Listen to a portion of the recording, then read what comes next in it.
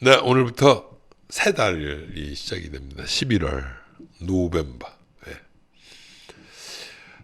이제 2021년도 두 달 남았다는 것이죠. 근데 이 두 달 남았다는 표현도 두 가지가 다 됩니다. 두 달밖에 안 남았네 하는 것과 두 달이나 남았네 이렇게 그 전혀 다른 표현을 할 수 있다는 겁니다. 그러니까 우리가 생각을 어떻게 하느냐에 따라서 오늘도 달라지고 또 내일도 달라질 수밖에 없다는 거죠.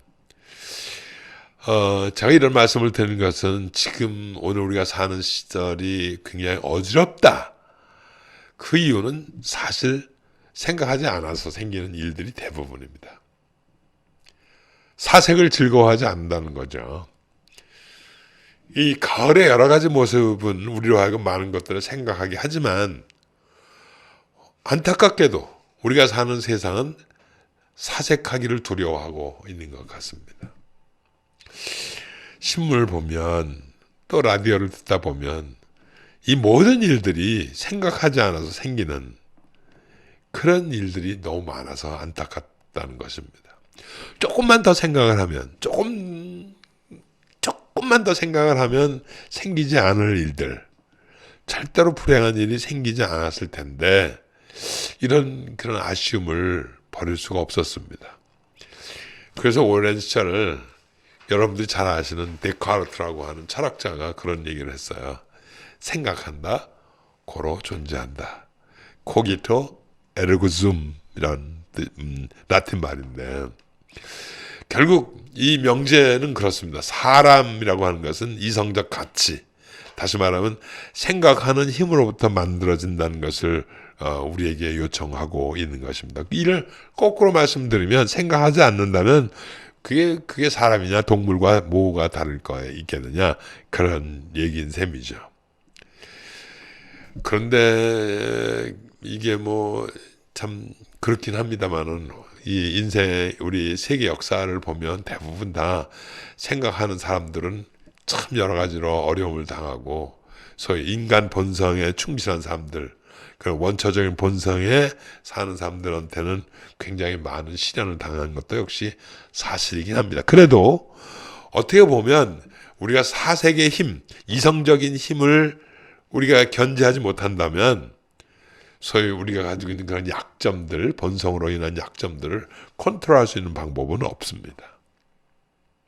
그런 것을 보면 조금 힘이 들어도 생각하면서 살자, 사색하면서 살자 하는 그런 절대 명제를 제가 여러분들과 함께 나누고 싶다는 것입니다. 그래서 지금 이쯤에는 제가 신영복 선생님, 돌아가신 신영복 선생님께서 사색의 힘이 우리의 삶에 얼마만큼 아름답게 만들 수 있는지를 가르친 아주 짧은 교훈을 여러분들과 나누려고 합니다. 나무는 나이가 들수록 아름다워집니다. 고목이 명목인 까닭입니다. 그러나 사람은 나무와 달라서 나이를 더한다고 하여 아름다워지는 것은 아니며 젊음이 언제나 신선함을 보증해 주는 것도 아닙니다. 나이 먹음이 원숙해지는 것도 이것이 신선하게 된다는 것도 이 되고 안 되고는 그 년, 월, 일이 그 안받침하고 있는 사색의 갈무리에 달려 있다고 그렇게 그 신영권 선생님은 가르치고 계십니다. 어제 반성과 성찰 위해서 오늘을 만들어내고 오늘의 반성과 성찰 위해 다시 내일을 만들어가는 끊임없는 사색의 갈무리가 우리를 아름답게 만들어 준다는 것이죠. 해서 우리 좋은 친구 여러분, 이 가을에 사색 한번 하자는 겁니다. 좀 더 나은, 좀 더 아름다운 인생을 위해서 여러분들에게 생각하는 힘을 좀 드리고 싶습니다. 그래서 저는 오늘 여러분들에게 철학책 한 권을 소개하려 합니다. 이 책입니다. 지금 여러분들도 이 자료 화면을 보고 계십니다만 이토록 매력적인 철학이라고 하는 책입니다. 현재 한양여자대학교에서 학생들 가르치고 계시는 김수영 박사님께서 그 정말 소중하게 잘 만들어 주신 철학 입문서입니다. 뭐 자세한 것은 포털 사이트에서 검색하시면 잘 나와 있습니다. 철학 입문서라고 하니까 여러분들 미리 머리 아프다고 그렇게 생각하지 마십시오.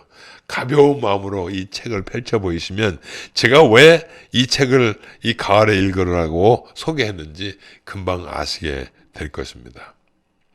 이 책을 소개하는 이유가 그 첫째는 이 책은 그림과 같이 있다는 것입니다. 교황율료 2세 때, 그러니까 한 1500년 초기쯤 됩니다. 500년 전쯤입니다.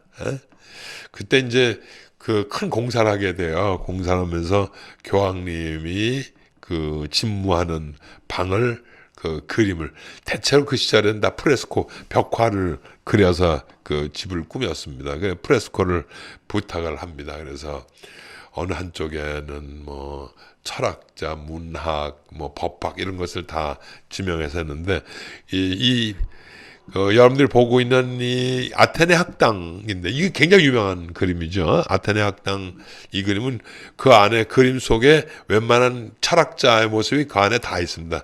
54명의 철학자가 그 안에 있는데 서명의 방, 그러니까 그 방 4개 중에 하나인 그 서명의 방에 아테네 학당이 그려져 있습니다. 그러면서 이 철학자들, 소위 그리스의 철학자들이 어떻게 인생을, 어떻게 삶을 얘기하고 있고 또 우리에게 어떤 가르침을 주고 있느냐를 아주 소상하게, 그리고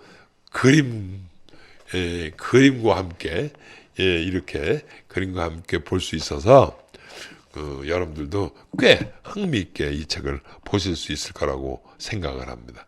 물론 이 그림은 여러분들 알다시피 라파엘로라고 하는 천재 화가가 그렸습니다. 또 한 가지 제가 이 책을 여러분들에게 소개해 주는 이유는 이 소위 학문이 주는 무게감이 있잖아요. 철학이라고 하는. 근데 이것을 좀 다른 결로 공부할 수 있다는 것을 제가 발견을 했습니다. 대체로 모든 책은 좀 재밌어야 된다 하는 그런 유혹이 좀 있습니다. 그래서 어떻게 해서든지 강의도 좀 쉽게 하려고 하는 그런 것에 빠지게 되는데, 그래서 사람들이요, 요즘은 무거운 책이라든가 이해가 잘 안 된 책 안 읽으려고 그래요. 대부분 그래서 소설책이나 에세이집을 많이 찾게 되지 않습니까? 그런데 그런 걸로는 생각하는 힘을 키울 수가 없어요.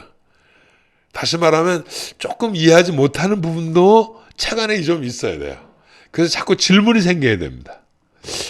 질문이 생기면 저절로 그 질문 속에서 해답을 얻어가는 그런 과정, 그게 바로 생각하는 힘이고 철학의 과정이고, 또 그것이 우리 삶을 훨씬 더 아름답게 만들어 간다는 것이죠.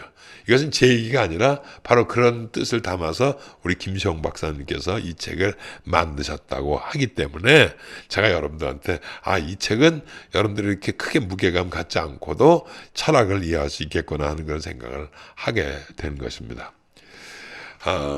그래서 그냥 뭐 우격다짐으로 그냥 생각하기 싫어하는 사람, 또 이 가을날에 책 한 권 읽지 않고 그냥 이 모바일 폰이나 이렇게 뒤적거리는 분들한테 억지로라도 이 책을 좀 권해드리고 싶습니다.